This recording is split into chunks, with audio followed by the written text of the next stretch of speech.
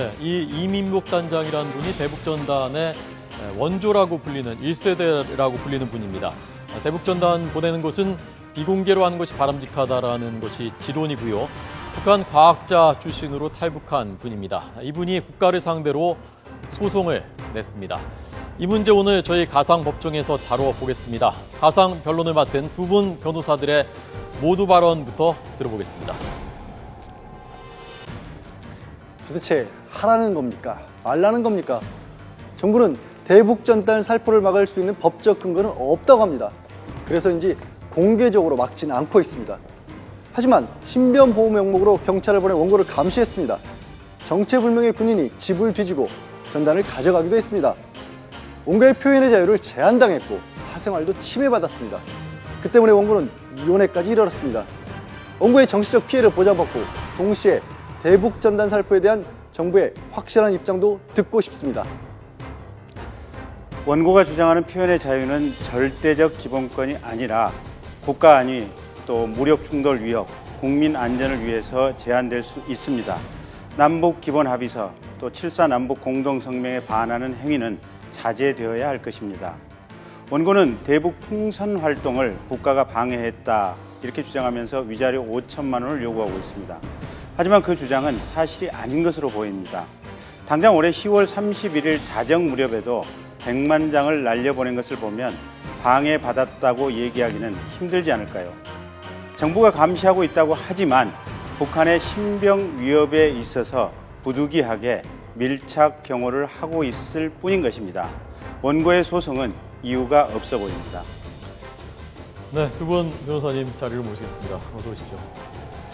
오늘 가상 변론을 맡은 양지열, 김경진 변호사 두 분과 그리고 이 사건의 실제 원고입니다. 조금 전 소개드린 대북 풍선 단장, 북한 과학자 출신의 탈북자입니다. 이민복 단장도 저희가 초대했습니다. 어서 오십시오. 안녕하십니까. 실제 재판 아직 시작 안 된 거죠? 예.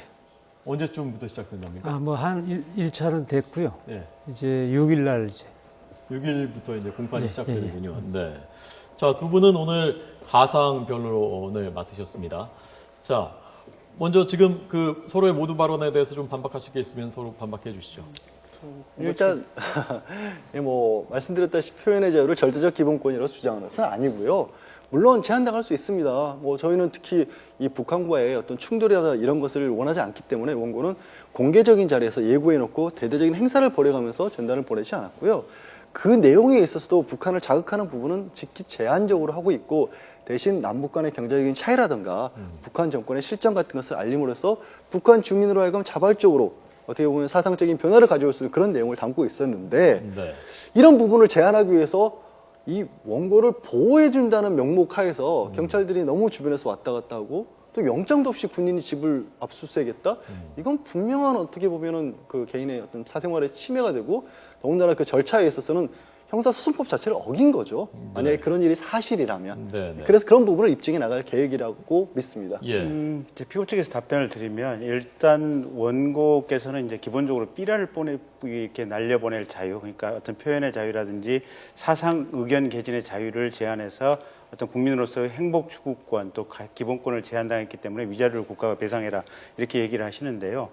최근에 이제 원고 본인이 직접 모 언론사하고 인터뷰한 기사를 봤더니 그 기사 내용에 이런 게 있더라고요. 보니까 2009년부터 2013년까지 본인이 이렇게 보이지 않는 장소에서 삐라를 많이 날려보냈다.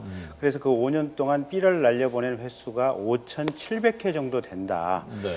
그 정도 된다면 1년에 평균 한 1,000회에서 한 1,200회 정도 삐라를 이렇게 날려보냈는데 그러니까 이제 그 삐라 하나 안에 지금 한 3만 장 정도가 들어간다고 맞죠? 지금 이 단장님. 예, 삐라 이 풍선 하나 안에 3만 장 정도가 들어가는데 전단으로 하시죠, 요거. 예, 3만 개의 전단위 정도가 들어가는데 이게 지금 5천 풍선 개수 정도, 5,700개 정도 갔다면 이건 엄청난 양이 날아간 거거든요. 그러니까 그 정도 본인이 자유스럽게 날려 보냈는데 그럼에도 불구하고 국가가 방해를 해서 날려보내지 못하게 했다라고 네. 하는 것은 뭐가 앞뒤가 안 맞는 말이다. 예. 그다음에 물론 이제 경찰이 일부 지금 어떤 위험 상황에서 이걸 하지 못하도록 막은 측면이라든지 또 접경 지역에 가깝게 접근해서 날리려고 했을 때 그 지역 주민들에게 사전에 통보하는 것은 충분히 있을 수는 있었을 것이다. 네. 다만 그런 제한적인 상황은 극히 어떤 위험한 상황이라든지 아니면 실제 그 마을에 들어가서 날리려고 했을 때 마을 주민들하고 충돌이 예상되다 보니까 예. 경찰로서는 그런 상황을 피하게 하기 위해서 부득이하게 사전 조치로서 했을 따름이지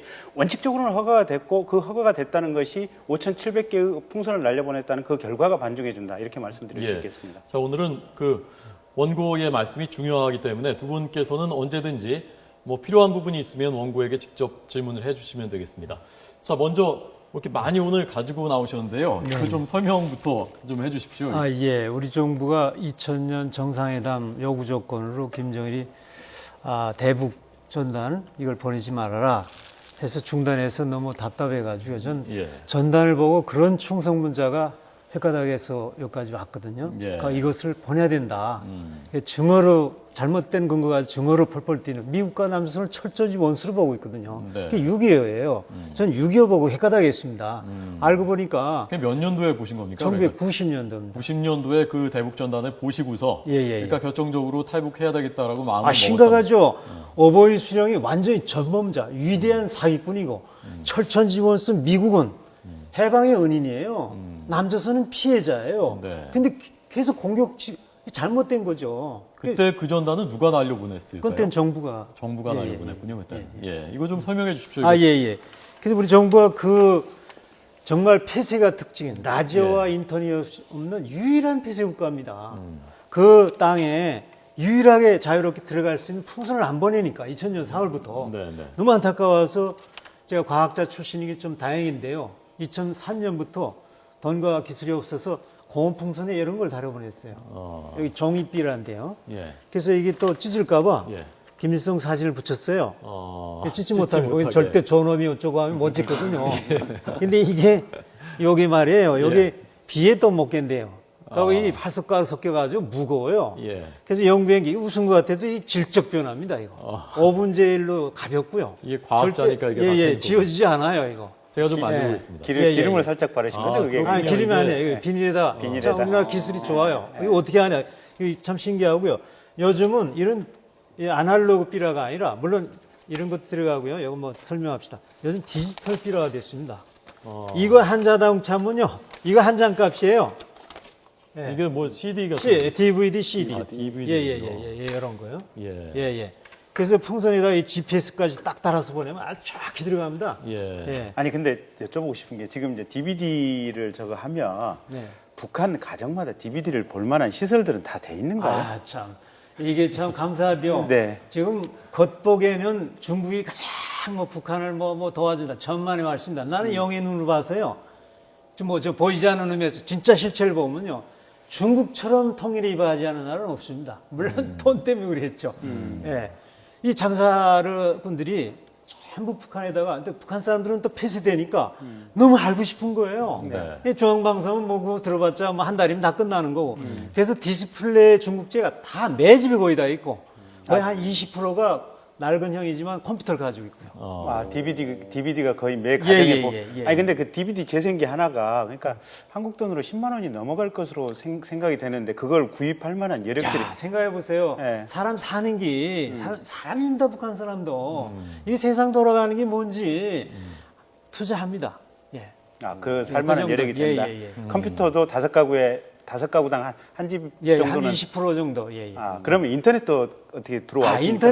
인터넷은 내가 안 하죠. 인터넷은 라디오하고 인터넷을 안 하는 나라입니다. 라디오도 이거 그래서 보내주는데, 그 무거운 걸 보내신.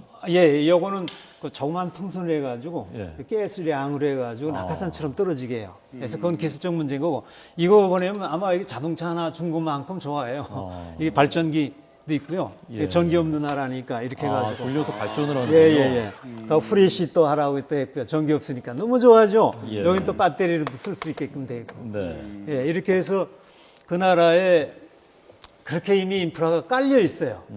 그걸 내 돈을 보내려면 그건 어마어마한 건데. 휴대전화 인프라는 어떻습니까? 여기 휴대전화 인프라, 휴대폰 인프라. 북한이 폐쇄가 생명입니다. 최선 최후의 정책이 폐쇄입니다. 그러니 그 가만 놔두겠어요? 예, 그거 이거죠. 딱 북한에서만 딱 통제하고 다 독점하는 거예요. 북한에서만 통화될 수 있도록 그럼요. 철저하게 예, 있긴 어림도 보급은 없죠. 많이 돼 있지만, 네네. 예, 그럼 우리나라 남한 내에서 이렇게 하는 것처럼 휴대전화 가지고 무슨 다음이나 네이버 이런 거 포털 사이트 접속하고 이런 것들은 아유, 가능합니까 그게? 아오지 수용소 가고 싶습니까? 아니 그게 아니고 그러니까 북한 내부의 어떤 포털 사이트라든지 뭐 이런 그 것들. 인터넷라든가 그 네. 내부에서 있는 것만 있지. 인트라넷. 예, 그 안에 있는 거 있지. 외부는 그건 죽음이에요, 죽음. 예. 자, 김경진 변호사님, 네. 지금 여기 저 호기심 그 푸시려고 나오신 게 네, 아니고요. 네, 오늘 네. 변론하러 나오셨으니까요. 네. 다시 본론으로 들어가겠습니다. 이 사건에 대해서 그 질문을 해주시죠, 한번. 선생님, 제가 다른 언론에서 보니까 이게 지금 정부의 어떤 대북 정책 같은 것이 이번 정부 들어서 더 강화됐기 때문에 선생님께서 생각하실 때는 이런 전단을 보내고 이런 것들은 오히려 정부의 지원을 받는다거나 더 강화시켜 줄 것이라고 생각을 했었는데 오히려 보내시는 환경 자체는 뭐 노무현 정부 때나 김대중 정부 때 비교해서 더 악화됐다는 그런 말씀을 하셨는데 그게 어떻게 된 거죠? 참 그게 역설적이라 그러잖아요. 이 노무현 정권 때 김대중 대통령은 공식적으로 못 하겠어요. 그러나 미행하거나 감시하거나 뭐 신변부 그런 건 없으니까 이거 원래 또 조용히 하는 성격이거든요. 심리전이라는 건 이거는. 그래서 좋은 거예요. 그래서 전화기 끄고서는 DMZ 안에 있잖아요. 네. 초소에서도 남조선이 참 도로가 너무 논길 바퀴까지 다 포장돼 있어. 그걸 어떻게 다 지켜요? 가고 싹 들어가가지고 안에 들어가면 뭐 춤을 춰도 몰라. DMZ 안에. 예. 그래 이게 레이더에도 안 걸리지, 눈에도 안 보이지, 소리도 안 나지 하니까 그땐 정말 오히려요. 그 뭐 등잔품이 어둡다고. 그다음 미행 붙으면은 그때는 또 저 진보 정권 뭐 어쩌고저쩌고 해가지고 뭐 존중 어쩌고 해가지고 또 보스들 무서워서라도 그렇게는 절대 못했어요. 예. 그래서 패널했다고요. 그다음에 이명박 정부 들어와가지고 이전은 막는 게 아니라 신문 보여준다고 그래서 야 이거 개떡이야 그랬어요. 근데 지내보니까 개떡인 거예요 이게. 첫째로 일투족을 다 알게 된 거예요. 24시간 딱 있으니까 물론 감사하다고 생각했지만 누가 경찰관이요? 경찰관이 와서. 예, 형사들이, 형사들이. 보안과 형사들이 딱 지켜서 좋긴 하는 것 같은데, 네. 총리급 보유래요. 예. 나이 뭐 총리가 갑자기 됐는데, 문제는 뭐냐면은, 내 행동을 몽땅 다 알게 됐는데, 알면은 불안해하는 거예요, 이게. 근데 문제는 뭐냐? 좋아요. 그럴 수도 있겠죠. 정부가 뭐, 남과 함께 심각한 문제 있는 거니까, 알아야 되는데, 이게 어떻게 결과가 나타나냐면, 떠납니다 하면은 보고를 딱 하게 돼 있어요. 그럼 쭉 올라가서 안보실, 뭐 국정원, 뭐 경찰 다 알아요. 그리고 현재 군경한테 알리는 거예요. 그 가니까 좀 조심하라는 뜻이겠죠. 근데 현지 주민이나 군경은 무슨 심리냐면요. 여기서 아주 해가지고 무사한 일 중인 거예요. 그렇잖아요. 무슨 통일이 없어요. 이념이 없어요. 여기는 내 중심이에요. 그러니까 이걸 노무현 정권 때는 막았는데 막지 못하거든요. 그러니까 어떻게 하냐면 수법이 두 가지예요. 하나 안내문이요. 이게 말이 아닙니다. 다 자료가 있습니다. 변호사인데 여기다가 아주 묘하게 있었어요. 예? 며칠 날 어느 장소에서 하는데 딱 2시간밖에 여기 통제하고 못 들어갑니다. 농봉기인데 가고 포격에도 우리 책임 못 집니다. 화 나와 있어요. 농봉기 때 2시간밖에 못 들어간다는데 야, 시앙하고 나오는 거야 지금. 근데요, 그 이제 이 단장님, 그게 이제 좀 앞뒤가 미안하지만 하나만 더요. 네. 예, 두 가지 현상에 하나는 그렇게 안내문을 통해서 공식적으로 정보가 나가는 거 있고, 그 다음엔 그게 또 자꾸 우리가 제기를 하니까 슬쩍 정보를 흘리는 거예요. 뭐 이장도 알고 뭐 민주당도 알잖아요. 뭐 어쩌고 얘기하는 것 같은데 정보가 새나 틀림없어요. 우리 행동은 미리 절대 안 알립니다. 지금 이렇게 알려지는 거 이거 있잖아요. 이거는 제가 개발해가지고 정말 다 미안합니다. 예, 그러니까 그 지금 그 공개로 날려보내는 그 단체에서는 이 이민복 단장님한테 기술을 배워가지고 가서 실제로는 실효성은 비공개로 해야지 그게 되는데 뭐 그런 것들이나 또는 풍향을 고려하지 않고 그냥 막 날려보낸다는 게 이제 이 단장님의 주장이고요. 그분들은 물론 그렇지 않다고 이제 반박을 합니다. 네. 자, 이제 예, 그런데 물어보시죠. 지금 이게 이 당자님 주장대로라면 그렇게 예기치 않은 지역에서 풍선을 날리게 되고 그러면 아무래도 지금 가장 우려가 되는 것들, 그러니까 북한과의 충돌이나 이런 부분들은 생각보다 걱정할 일이 많이 줄어드는 거 아닌가요? 그러니까 제 말씀은 그래서 정부에서 그렇게까지 제재를 할 필요성이 좀 많이 떨어지는 게 아닌가. 어떻게 생각하시는지. 비공개로 하는데도 정부가 그렇게 막는 이유가 뭐라고 생각하시는지 그 질문. 저는 충분히 이해합니다. 네. 정부의 입장을 저도 다 눈치 있습니다. 남북 같은 개 같은 정부래, 그런 나쁜 정부라도 대화해야 되죠. 하면 좋죠. 가짜라도 일단은 하는 모습은 좋은데 그래서 하려면은 이게 자극이 되면 안 되잖아요. 또 중요한 거는 주민들이 불안해하는 거예요. 또 싫어하는 사람이 있어요. 심지어 이거 가지고 인권법은 B라도 없는 법이요 이렇게까지 지금 오해가 산 건데 이 문제는 저도 반대합니다. 제가 가장 반대하는 게 그 떠드는 거예요. 내가 가르쳐준 사람들인데 제자들인데 그렇게만 제가 가르쳐 이건 심리전이다 쉽게 말하면 조용히 해야 된다 근데 세상은 그렇지 않아요. 그런 사람들이 있어. 그래가지고 얼마나 멋있어요. 이거 아무리 조용히 해서 고생을 해도 알려지는 거 없어. 알려지는 게 돈이 안 들어와. 명예도 없어.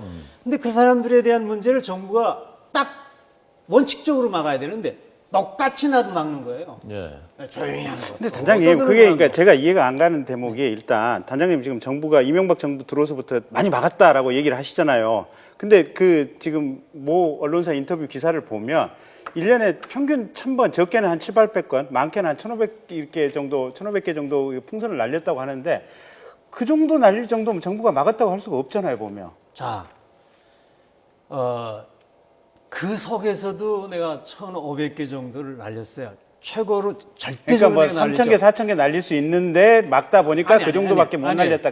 그 얘기신가요? 1500개까지도 우리가 수준이 올라가는데, 미안합니다, 이거. 이거 좀 치워주세요. 저기 좀. 그거 내가 지금 처음 가져가지고. 제가. 죄송합니다. 예. 그걸 저기다 치워야 돼요. 예. 알겠습니다. 제가 추겠습니다. 예. 제가 기술을 다 개발해가지고요. 그런 속에서도 1500개 날렸는데, 여기 숫자 보십시오. 2012년에 무슨 사건이 있었냐면요. 경찰이 하도 간섭을 하고 정보를 흘리니까 내가 피해 입다 못해 오지 말라. 이전은 내가 이제 예를 들어서 백마고지 한다고 그랬는데 알려진 거예요. 벌써 가보려면. 그래서 피해서 노동당사에 가려게 되면 거기 또 올 것 같아서 제3 논판에 몇단 데 갔어요. 이건 누구도 몰라요. 이건 미리 알려줬다 해도.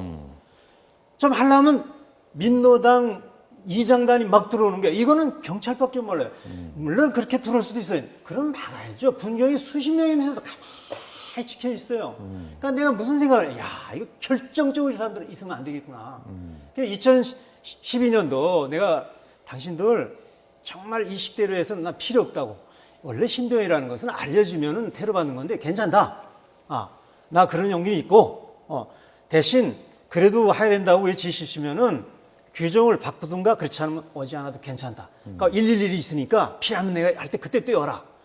그래서 규정을 바꾸라는데 계속 쫓아오는 거예요. 그래서 내가 막으면서 잠잠케 얘기했어요. 규정을 바꾸든가 지금부터 그렇지 않고 단장님, 제가 궁금한 것은 인권 침해라고. 궁금한 것은 예. 아니 신문에는 그렇게 많이 날렸다고 지금 본인이 인터뷰를 해놓고 실제로는 지금 못 날린다라고 소송을 해놓고 앞뒤가 안 맞지 않냐 이 얘기예요. 조금만 더 들어보시죠. 예. 변호사님 조금 더 예. 들어야 사실을 아니까. 네.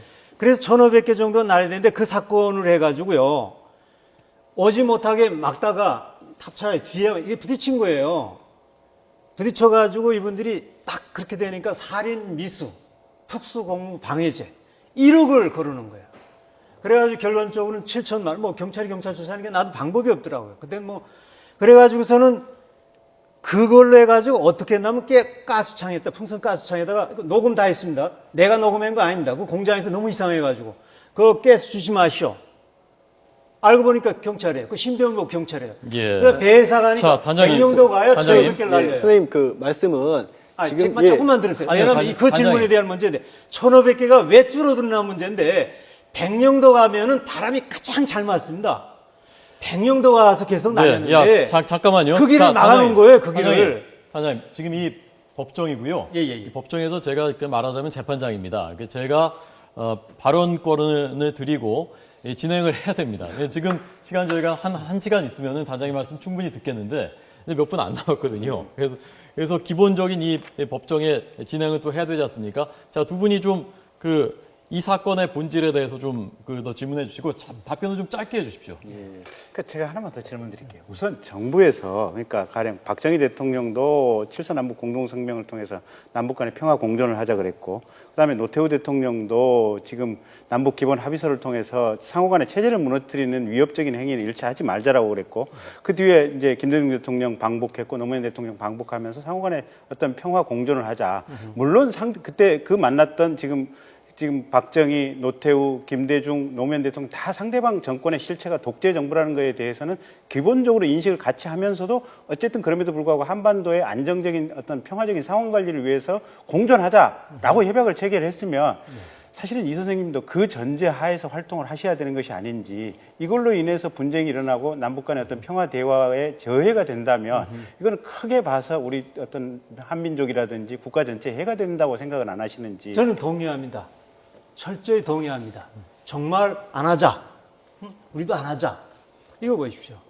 똑같이 뿌립니다. 자, 그 다음에 최종 삐랄 안 합시다 정상회담 2000년 4월에 했는데요. 물론 북한도 안 지키지만 얼마나 협약이 잘못됐구나 보세요. 우리 정치도 문제가 있어요. 여기는 삐라 같은 걸 보지도 않아요. 인터넷만 너무 볼 게 많아가지고요. 저쪽에는 라디오, 인터넷이 없는 나라입니다. 그래서 삐라 하지 말자, 대북방송 하지 말자, 라디오 없어요. 하지 않죠. 대신 인터넷으로 북한은 세계 2위입니다. 사이버. 계속 합니다. 우리는 이걸 못하게 합니다. 그게 무슨 정상적인 협약입니까? 예, 알겠습니다. 근데 양교사님 이제. 예를 들어서 지금 이제 협약에 관한 것도 기본적으로 취지는 이해를 하시고, 정말로 국가에서 이런 부분은 확실하게 국가 정책으로 해서 하지 맙시다라고 결정을 짓는다면 그건 안 하실 수도 있는 거 아니에요, 당연히. 그 문제도 나는 그러니까, 한마디로 이야기하겠습니다. 이렇게 떠들고 하는 거는요, 정말 자극이 되고 주민들 불안시키고, 사실 미리 떠들고 하는 거는 하태경이 대북 문제에서는 의원인데 대국민 사극이라고 그랬어요. 맞는 얘기입니다. 바람이라는 게 2, 3일 전에 겨우 아는 건데 일주일 전에 먼저 하고 공공장소 했고 그것도 싸울라 가는 거 마이크를 가지고 그런 대국민 사기 치는데 이거하고 같이 섞이면 안 돼요. 본질적으로 이거는 다른 문제입니다. 조용히 하면 아무 문제 없는 겁니다.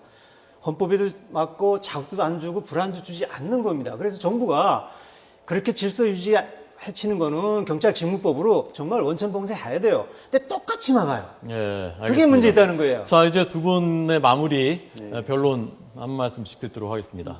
김 변호사님 먼저 하실까요? 예, 제가 하겠습니다. 그러니까 전쟁터에서 보면 적군하고 전쟁을 할 때 실은 장군이 적군이 30m 전에 오기 전까지는 절대 총을 쏘지 마라. 근데 밑에 병사들이 겁이 먹어서 50m 직전에 오면은 총을 들고 먼저 총을 쏘는 사격을 하는 수가 있거든요. 그러면 장군은 가차없이 그 우리 편 병사를 끌어내서 사형을 시키거나 엄하게 처벌을 합니다. 이건 뭐냐면 전쟁이라든지 그러니까 국방, 외교, 통일에 관한 한 국가 전체적인 어떤 일사불란한 의사결정, 이것을 통해서 워낙 중대사다 보니까 이런 어떤 패턴이 필요하다, 이런 전제하에서 나가는 건데, 사실은 남북 간에 평화의 흐름으로 가자, 대결을 없애자, 이런 흐름은 이미 어떤 정부, 보수 정부건 민주 정부건 간에 다 공통된 거고, 헌법에도 남북 간의 평화 어떤 기본 원칙이 정해져 있습니다. 그러면 이게 이동복 단장께서는 방금 지금 안 보이는 데서 하면 어떠냐라고 얘기를 하시는데, 안 보이는 데서 하는 것도 역시 정부의 가장 기본적인 어떤 남북 평화 체제 유지라고 하는 어떤 기본 흐름에 반한다. 그래서 안 했으면 좋겠다라는 것이 제 의견입니다. 예, 양 변호사님. 네, 이제 신변 보호를 목적으로 해서 경찰에다 이런 분의 호의는 필요한데, 지금 위 단장님께서 계속 주장하시는 것은 신변 보호를 해주는 것인지 아니면 행사 자체를 방해하는 것 자체부터가 명확하지가 않다. 그랬기 때문에 지난해 국가인권위원회에서는 조정공고안이 나왔을 때 그쪽에서 또 받아들였던 일도 있었고, 그게 지금 본인이 하시고 있는 일 자체에 대해서 본인은 신념을 갖고 있는데 국가에서 명백한 정책을 오히려 세워서 보여주면 거기에 따를 여지가 더 많다라고 저는 생각하고요. 그렇지 못한데 사실상의 공권력을 이용해서 자꾸만 방해 행위만 거듭되기 때문에 결국엔 이 소송에까지 이르렀다는 것이죠. 예, 알겠습니다. 자, 이 사건 재판, 실제 재판의 결과 추이는 앞으로 지켜보도록 하겠습니다. 오늘 가상법정 이민복 단장님 말씀 잘 들었고요. 두 분 변호사님 잘 들었습니다. 고맙습니다.